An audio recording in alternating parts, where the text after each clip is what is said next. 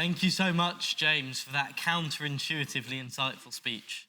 And a fine end to the proposition today. So finally, as our final speaker in opposition of this evening, we have Nicholas McBride.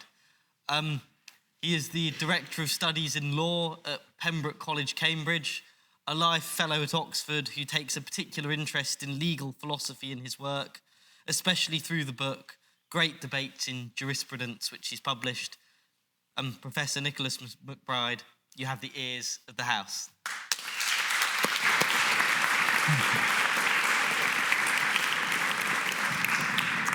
Thanks so much.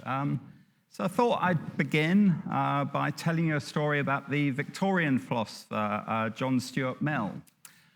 When he was a teenager, like many teenagers, he decided to dedicate his life to bringing about various utilitarian schemes to improve society. If you like, he was an early effective altruist. At the age of 20, he asked himself the question, if all the plans and schemes I'm trying to bring about were brought into effect tomorrow, would I personally be happy? And to his devastation, he realized the answer was no. And he suffered a nervous breakdown that took him the following year of his life to overcome. I don't tell this story in order to trigger a nervous breakdown in James. I tell the story because although Mill never ultimately realized it, I think he'd stumbled on an important truth about the human condition. The truth is this: we're not meant to stand still, which is what would have happened to Mill if all the plans and schemes that he was trying to implement were suddenly achieved overnight and he was left with nothing to do except vegetate in the so-called perfect society that he'd helped to bring about.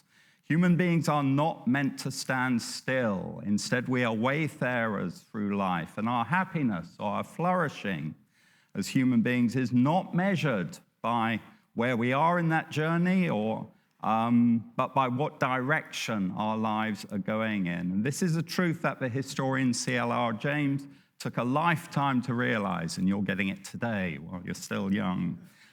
In his autobiography, Beyond a Boundary, he observed that time would pass, old empires would fall, and new ones take their place, before I discovered that it is not quality of goods and utility which matter, but movement, not where you are or what you have, but where you have come from, where you are going, and the rate at which you are getting there.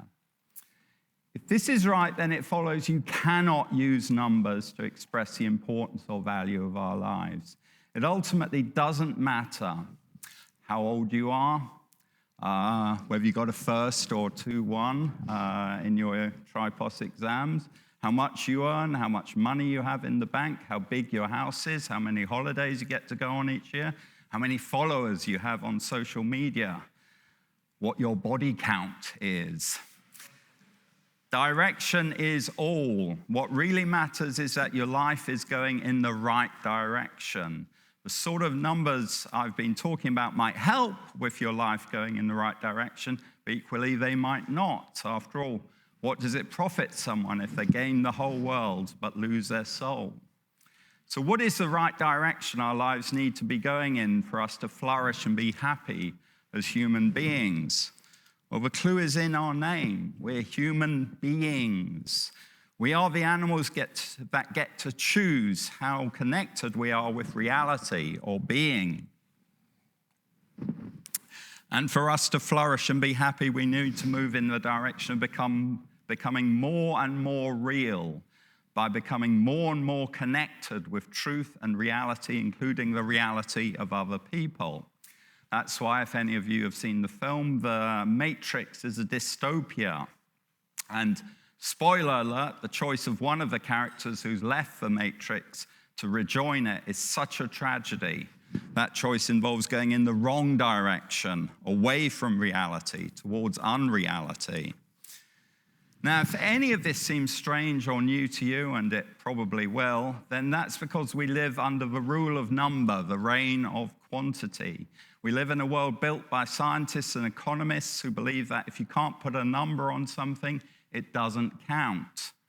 The world they have built, our world, is one where people think it was rational to develop and drop nuclear bombs to end World War II, because according to President Truman, doing so saved 1 million American soldiers' lives at the expense of the 200,000 people who died at Hiroshima and Nagasaki.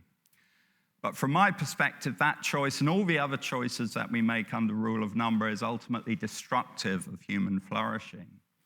Think of Robert Oppenheimer's words on witnessing the first nuclear explosion in the New Mexico desert on July 16, 1945. Now I've become death, the destroyer of worlds. Those words, first uttered by a god urging a warrior into the greatest battle that had yet been fought on the earth, don't represent Oppenheimer's mind going in the right direction of connecting more and more with reality. Instead, they represent him as falling into the delusive unreality of thinking that by having created the means to destroy the earth, he had become something like a god. And how often have people been tempted since then by the power and pliability of numbers to think they can play God with the earth and all the creatures living on it? The world that scientists like Oppenheimer and economists like Keynes and Hayek helped to build is now falling apart, and its collapse is becoming more and more obvious. I think here I agree with James. No one in their right mind can think that all we need is one more election, one more change of leadership, one more heave, comrades, and all will be fine. Our problems are much more fundamental than that, and are rooted in the fact that our world is completely disconnected from the authentic conception of human flourishing that I've been talking about today. One where the value of our lives depends not on what we've got or where we are, but where we're going. And a world that is indifferent or worse, hostile to authentic human flourishing, will eventually collapse. Things fall apart the center cannot hold. Mere anarchy is loosed upon the world. The best lack all conviction, while the worst are full of passionate intensity. We're living through the times that were prophesied by William Butler Yeats 100 years ago. They've been brought upon us by thinking that numbers can tell us everything we need to know about what matters. But however grim the times we live in, my message is ultimately a hopeful one. Remember, the key to your flourishing and happiness is the direction your life is moving in, and you can always move in the right direction towards a greater connection with truth, with reality, with other people, no matter what your external circumstances. So make that move today by moving in that direction and reject the notion that authentic flourishing and happiness can be quantified, and vote against this motion.